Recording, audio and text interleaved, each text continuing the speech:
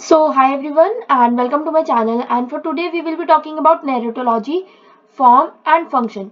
So, इसमें अगर हम बात करने वाले हैं narratology क्या होता है, जो कि नरेटर जो है अपने को कैसे डिपिक्ट करता है, sometimes with I, sometimes with we, sometimes with you. And there is a story जो कि मैंने भी कुछ टाइम पहले पढ़ी थी, जिसमें जो है एक नरेटर जो है वो ट्रेन था, लाइक वो पार्टीशन की थी, इंडियन पाकिस्तान के जो पार्टीशन होता उसकी. सो उसमें क्या हुआ था, the train was the one जो कि पूरी स्टोरी को जो है वो नरेट कर रही थी. सो ऐसी जो ये कुछ स्टोरी है जिसमें हमारे को मतलब ये स्टोरी बनी है कि हमारे को पूरा बताया गया है how a narrator is depicted. So सबसे पहले अगर हम बात करें अबाउट द इंट्रोडक्शन, तो ये लिखी गई है बाय गेराल्ड प्रिंस, जो कि कौन थे, एक अमेरिकन एकेडमिक थे, American academic and literary theorist थे. तो आपको इनके बारे में कुछ कुछ पॉइंटर्स पता होने चाहिए. सो आप ये चीजें लिख सकते हो for your exam. And also वो उन्होंने कंट्रीब्यूट किया था, वो एक लीडिंग कंट्रीब्यूटर थे इन द डिसिप्लिन ऑफ नैरेटोलॉजी. आगे अगर हम बात करें इन इस बुक नैरेटोलॉजी, जो form and function of narrative थे जैसे कि वो लिखे गए थे इन रिटन इन 1982. नेक्स्ट अगर हम बात करें in the first chapter called narrating, तो उनका जो फर्स्ट उसमें कुछ चैप्टर्स है, that is so first chapter जो है नरेटिंग, ये एनालाइजिस वो फिगर करते हैं, पूरा उसमें बताते हैं फिगर ऑफ नरेटर, एक नरेटर की फिगर कैसी होती है. समटाइम्स वेरियस होते हैं, जैसे कि इम्प्लिसिट हो सकती है and explicit ways in which narrating voice जो है हमारे फंक्शन करती है. एंड इन फोर्थ चैप्टर में बताया गया है कॉल्ड रीडिंग नरेटिव, जिसमें उनका शिफ्ट होता है, मतलब उनका पूरा कंसर्न जो है वो शिफ्ट होता है from author to the reader. अब जैसे कि आपने देखा होगा मोस्ट ऑफ द स्टोरीज, जहाँ पे क्या होता है, आपको कई बार रीडर से जो है वो बात कर रहे होते हैं, तो वो कौन बात कर रहा होता है स्टोरी में, कौन बात कर रहा होता है, तो वो होता है नरेटर. सो समटाइम्स वो जो स्टोरी है ना, वो ऑथर से रीडर तक शिफ्ट हो जाती है, मतलब वो आपको सोचने में मजबूर कर देती है, या आपको सोचने के लिए वो कहते हैं कि आपको क्या लगता है, आप अपनी राय बताओ. सो दैट इज अबाउट कि रीडर एंड नरेटर का एक बहुत ही अच्छा मतलब तालमेल होना. Then we have is analytical summary. So the first thing we have is here, ये जो reading है ये हमारे को define कर रही है about a narrative as a collection of signs which can be grouped into various classes. तो हमारे पास बहुत सारे साइंस वगैरह है, जैसे कि सबसे पहला हमारे पास साइन है अबाउट आई. तो यहाँ पे आपको दिख रहा होगा सेक्शन 1 साइंस ऑफ आई. तो हमारे पास कौन कौन से साइंस होते हैं जनरली, दैट इज प्रिंस जो हमारे को बताते हैं, मतलब जो गेराल्ड प्रिंस है वो हमारे को ये बताते हैं कि समटाइम्स ऐसा हो सकता है कि कई बार तो हम आई से रेफर करते हैं, देयर आर टाइम्स जब हम सेकंड पर्सन से भी रेफर करते हैं, like where the second person pronoun है यू यूज होता है इंस्टेड ऑफ फर्स्ट पर्सन जो कि आई वगैरह है. एंड इन प्रिंस एग्जांपल एक सेंटेंस उन्होंने दिया है about an example, as you know John went to France and then he went to Germany. So अभी मेरे को कौन बता रहा है जॉन वेंट टू फ्रांस, ये कौन बता रहा है, जॉन तो नहीं बताएगा, जॉन वेंट टू फ्रांस तो वह खुद तो बताएगा नहीं, तो ये मेरे को नरेटर बता रहे हैं.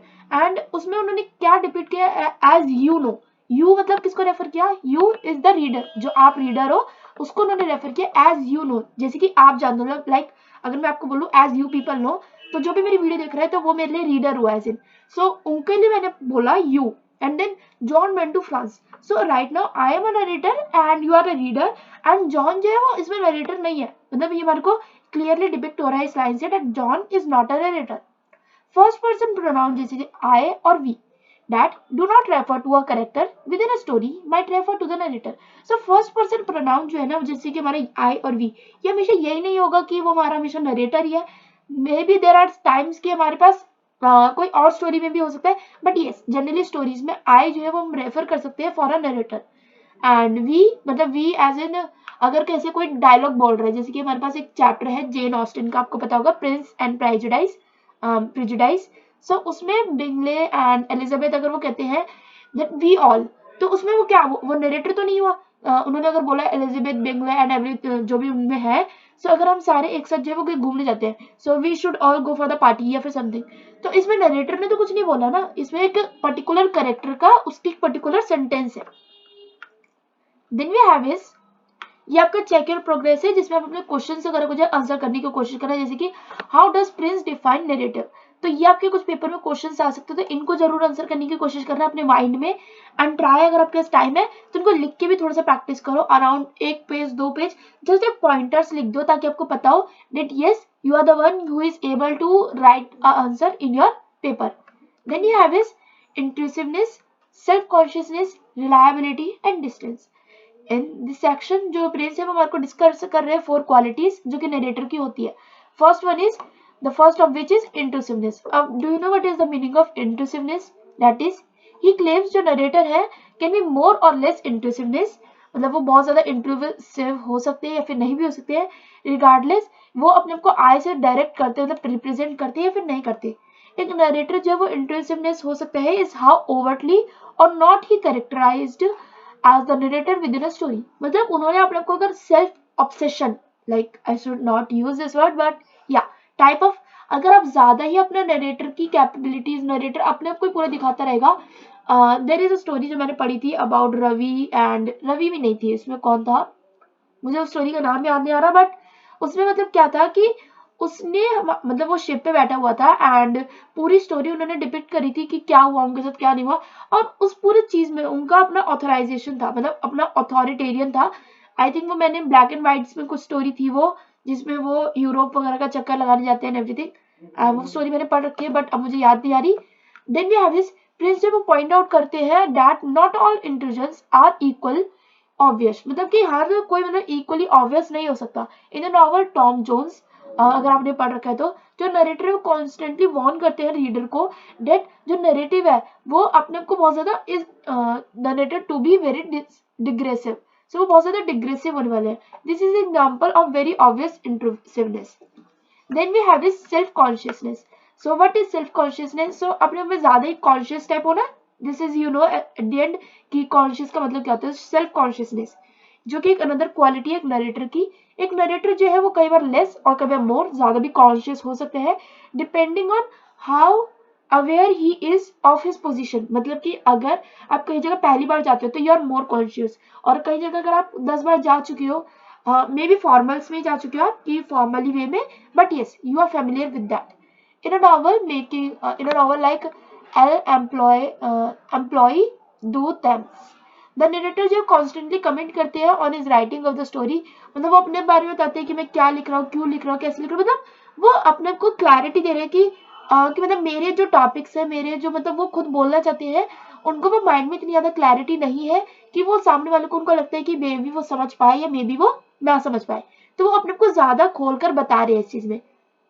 इन कैमस, लाइक केमस के अबाउट एक राइटर है, तो the stranger of on the other hand, the narrator gives no indication that he is telling his own story, तो वो हमारे को इंडिकेशन ही नहीं दे रहे कि वो अपनी स्टोरी बता रहे हैं, thus not being a self conscious narrator। तो इसमें वो सेल्फ कॉन्शियस नरेटर नहीं हुए जो कि वो अपने बारे में बता रहे हैं। Like there are times Virginia Woolf, उन्होंने बहुत सारी स्टोरीज लिखी एंड देयर टाइम्स उन्होंने खुद चीजें वो सफर करी, बट उन्होंने वो किसी और करेक्टर में डिपिक्ट करके बताई कि उस लड़की ने सफर किया, बट रियलिटी में उन्होंने खुद वो चीज सफर करी। Prince points out that a self conscious narrator is always intrusive. So एक सेल्फ कॉन्शियस नरेटर जो है वो ऑलवेज इंट्रूसिव होता है, but the reverse is not true. But जो सेल्फ कॉन्शियस नरेटर नहीं होता वो इंट्रूसिव, वो ऑलवेज, ये ट्रू नहीं है। तो this line is very important, तो आप अपने पेपर में लिख सकते हो। Prince points out that a self conscious narrator is always intrusive but the reverse is not true. Then we have is, ये वीडियो थोड़ी बड़ी हो सकती है बट बिकॉज आपको अच्छे से समझना है तो देखनी पड़ेगी। जो थर्ड क्वालिटी है ऑफ नरेटर इज रिलायबिलिटी। अब what do you mean by reliability is कि क्या ये ऑथर, क्या ये राइटर इतना रिलायबल है, क्या हम इस पे ट्रस्टवर्दी हो सकते हैं।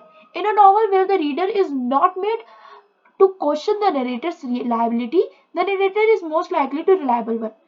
एक नॉवल ऐसा जहाँ पे जो है रीडर जो है, मतलब जो हम जो है जैसा रीडर है, is not made a question the narrator's reliability, तो वो नरेटर जो है मोस्ट लाइकली जो है वो रिलायबल ही होगा।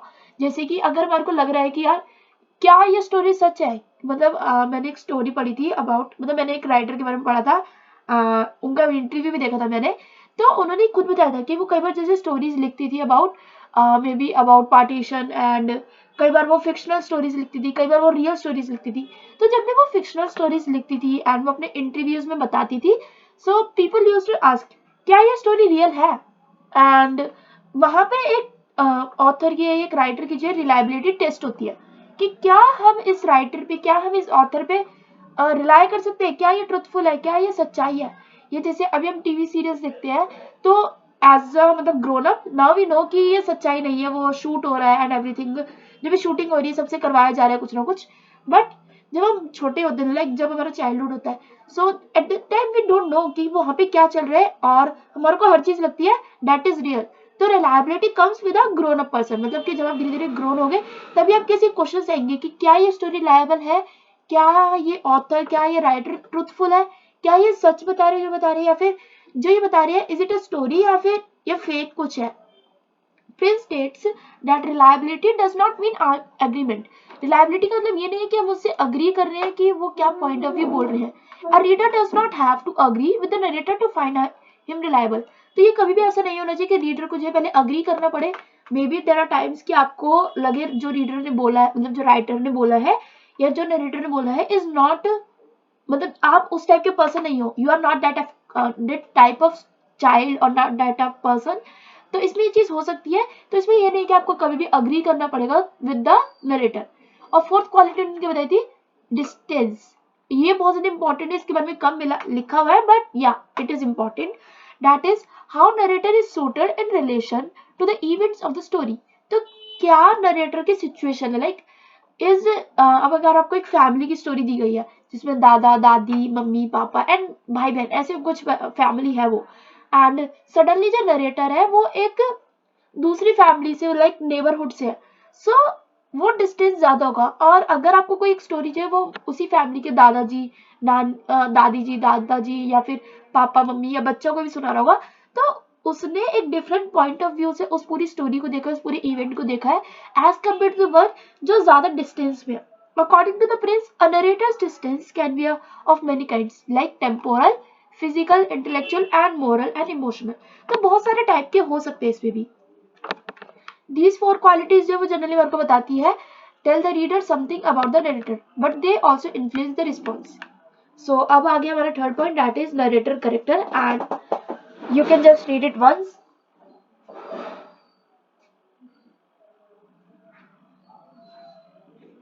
Yes.